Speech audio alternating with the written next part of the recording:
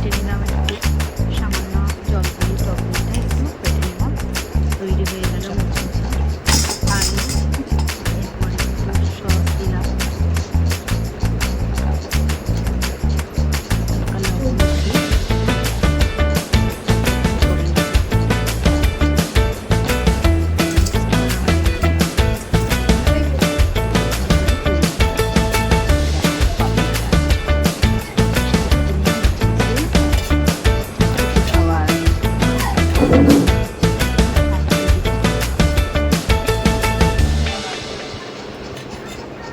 ওপরে পড়ে যাতে সেরকম একটু করে ছড়িয়ে ছড়িয়ে দিতে হবে, এমনকি সব সব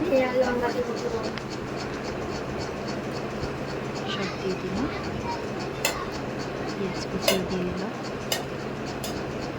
তোমরাও বাড়িতে বানিয়ে বৃষ্টির দিনে ওয়েদারে খুব সুন্দর খেতে লাগবে। দেখো বন্ধুরা, না ওইটা দিয়ে ঝুড়ি ভাজাটা দিয়ে উপরে দেয় কিছু সসের উপর দিয়ে দিল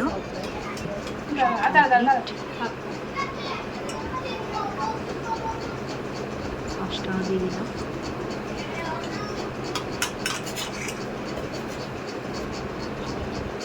লঙ্কা কুচি, লঙ্কাটা কাটতে ভুলে গিয়েছিল, তারপরে আবার কাটা হলো, কেটে দেওয়া হলো।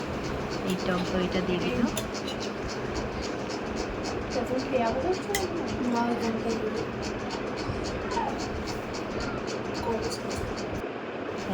রেডি টু পাপড়ি চাট। কেমন হয়েছে সবাই জানিও, আর খেতে কিন্তু দারুণ হয়েছে। তোমরাও খেয়ে বানিয়ে।